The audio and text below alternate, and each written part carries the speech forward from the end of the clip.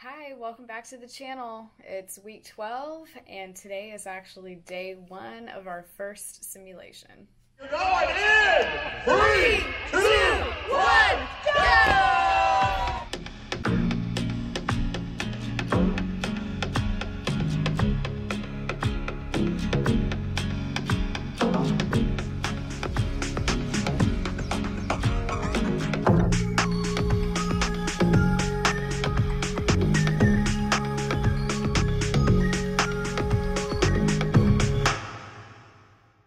So today is Friday morning. It's just a little after 9 o'clock in the morning.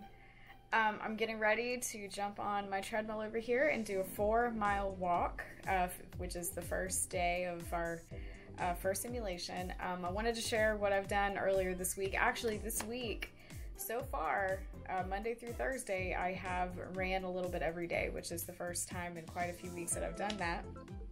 And everything is feeling not worse. Everything's pretty much status quo. My knee hasn't bothered me all week.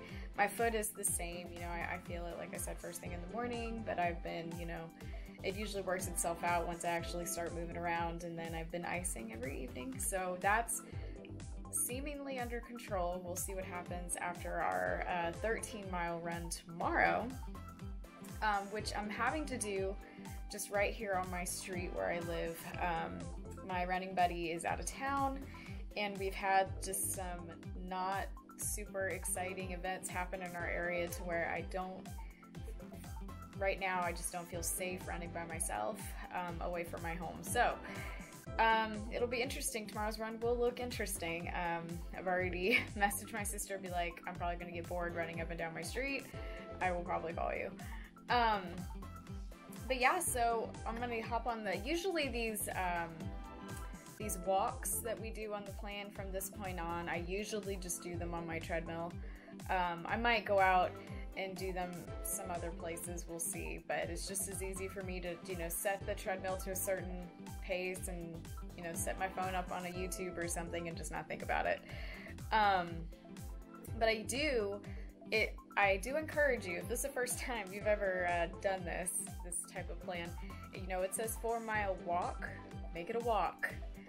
Like I will do my balloon lady intervals, which is mostly walking, and then every minute and a half or so I just do a little run for 30 seconds so that it doesn't take quite as long.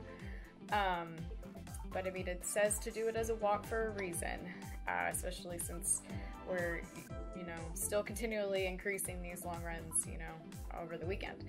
Another thing that I noticed that I did this week in order to protect my knee and my foot is the Galloway plan has you know, Tuesday, Thursday, Saturday, Sunday, you know, starting with these, you know, simulation weeks. So, but I don't run on Sundays. One, because it's my rest day. It's just, I've always had Sundays my rest day, and then I'm usually between church and family things. I just wouldn't have time on a Sunday anyway. So what I realized is that I need to shift everything to keep those rest days like Galloway has them. So I did my 45 minutes, which some of them weren't exactly 45, but I was running with cross-country teams, so I was running a little harder. I did Monday as my first Dopey run, Wednesday's my second, and then, like I said, today's Friday, I'm doing the first of the simulation, and tomorrow will be the long. So definitely make sure you're paying attention to those rest days. I need them especially to keep these little aches and pains under control. So enough talking, we're gonna get to walking. Let's do it. Day 1. Her usual spot while I'm on the treadmill, the bean bag.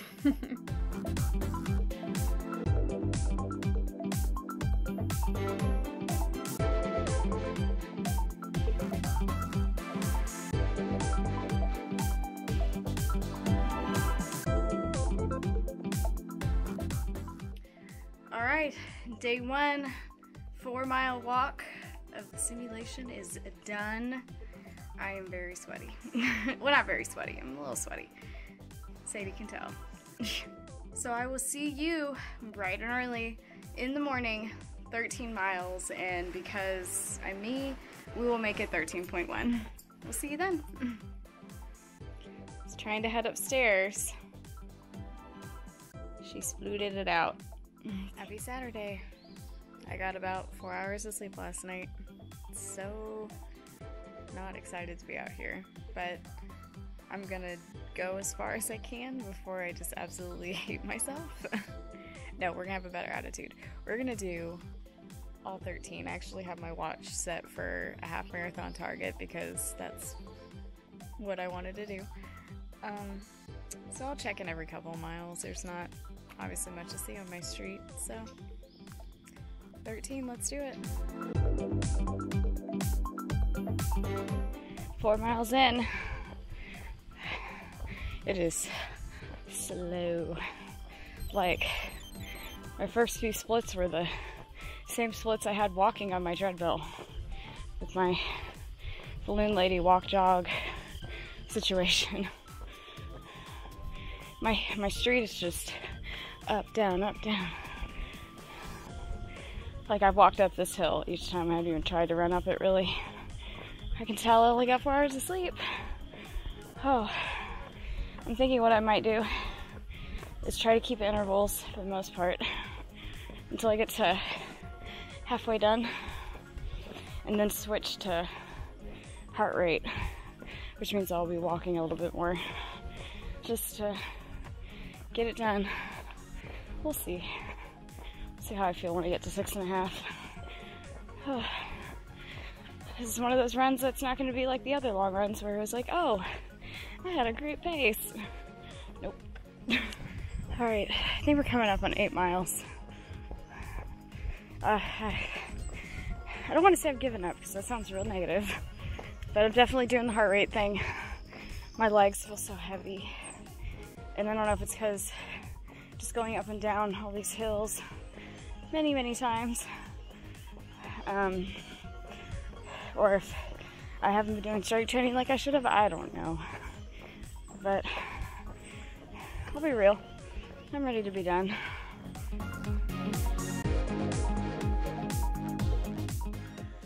Oh, today is definitely not my day.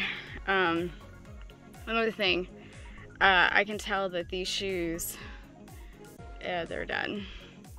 Like, these used to be my favorite shoes, these black ones, because they just felt so good when I would run. And I can tell that I think that they're, at least for long runs, I'm not going to use these for long runs anymore. They're just very broken down, I guess you could say. But, we got it done, 13.1, 2 hours, 43 minutes, which is, it was about a 12:30 pace.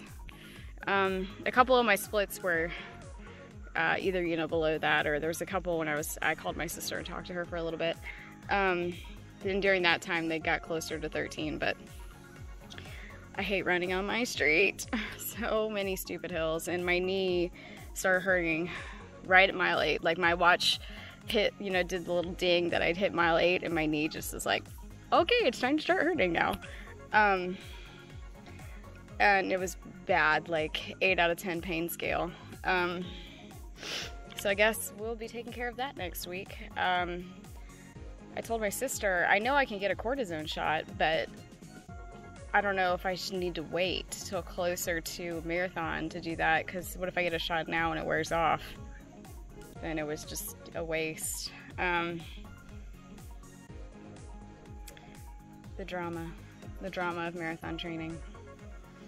So, but it's done. I can go put my legs up now. I'm gonna ice my knee like 5 times today. I am very frustrated with how bad this run felt.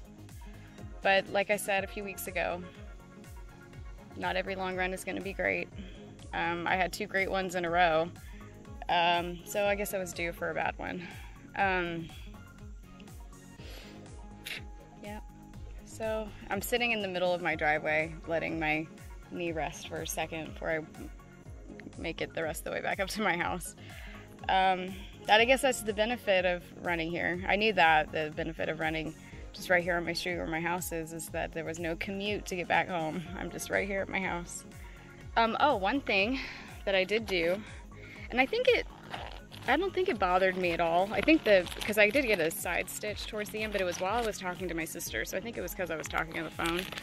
But my first fuel intake, which I do every hour, every 5 miles, whichever comes first, is I tried the nerd cluster thing that Kristen, Running in Makeup, did a few weeks ago, because I love nerds, and I've never actually had these, but they are very good. And I would love something, like, I love my gummies, but I would love to be able to switch it up during a really long race. Just because obviously these, you gotta, you know, you crunch them. They're crunchy as opposed to gummies, just straight gummies that are chewy. So that was good. I'm gonna eat the rest of these. So yeah, I'm sorry I'm not more vivacious about that run, but honestly, I mean, it was not that great of a run. So, but I'm gonna go do my recovery, and we'll get back together when I'm in a more happier mood and talk about our chapter for the week. Well, let's wrap up week 12. I'm in a slightly better mood than I was.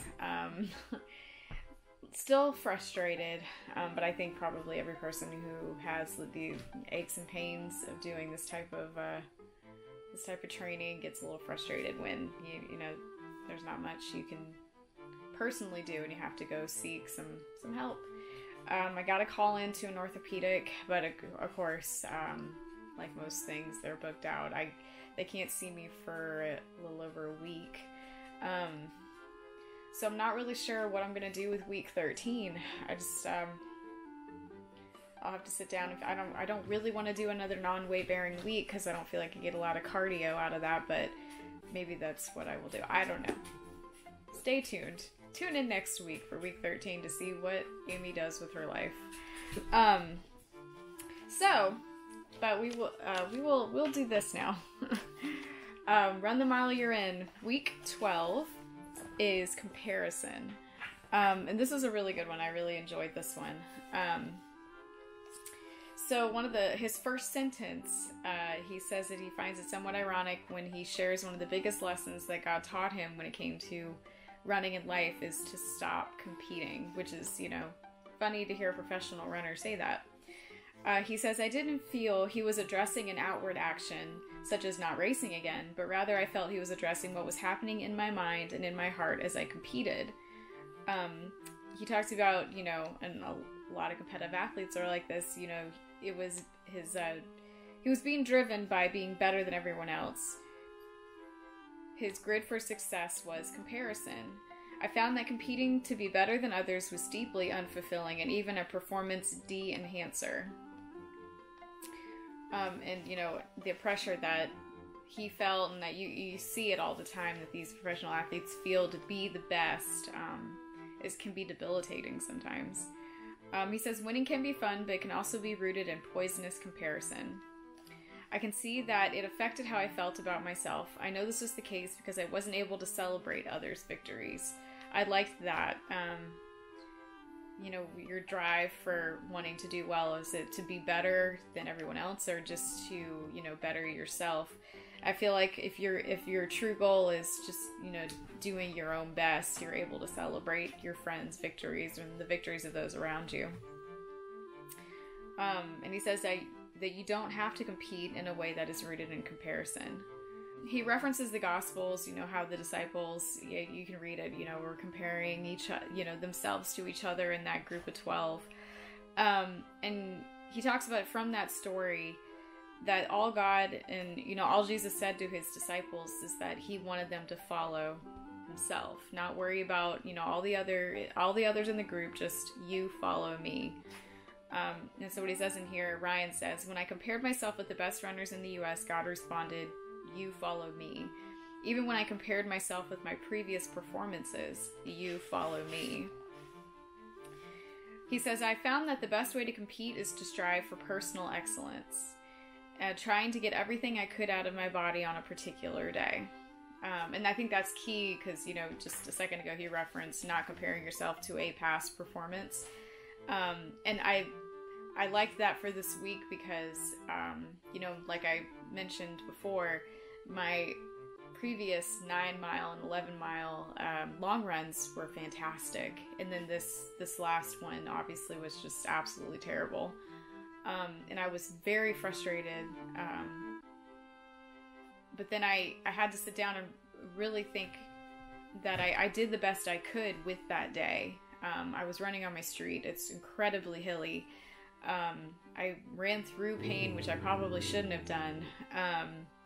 I did what I could for that day, and that's what he's talking about. He says, when we compare, we miss the joy of the journey as well as the joy of achievement. Sorry for the dog interruption.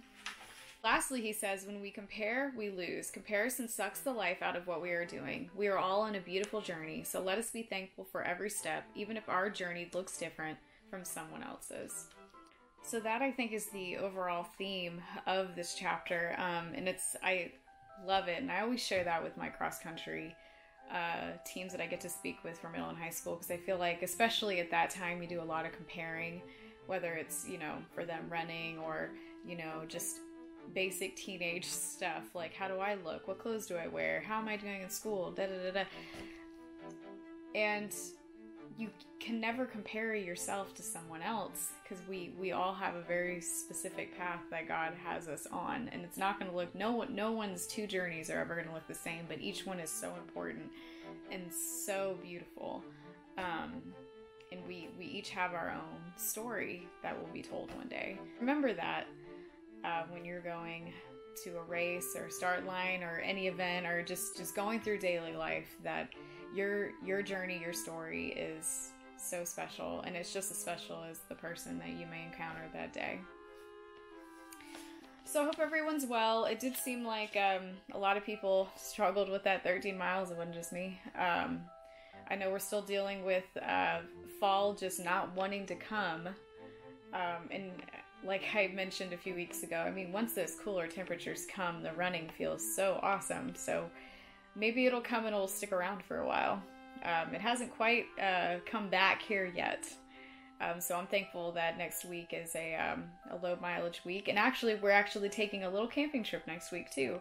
So between trying to figure out what to do as far as training next week with my knee and my foot, at least I'll have, towards the end of the week, some really cool camping stuff to share. So be sure to give this video a like. Leave me a comment if you're on the Galloway plan for, I think maybe Wine and Dine and Marathon both had long runs this week. How did your run go? How is everything going? And be sure to subscribe. Life may get very interesting once I actually get to go see the doctor. I told one of my friends that, you know, I probably could have called a few weeks ago and gone to see, but I'm honestly kind of afraid. To be really honest, really afraid of what they could find, and if the answer is you need to stop running, I don't want that to be the answer so badly. So I don't think it will be, but there's still that little part of me that's afraid. But anyway, be sure to subscribe and we'll all find out together. Always remember that you are God's masterpiece, and I'll see you next week.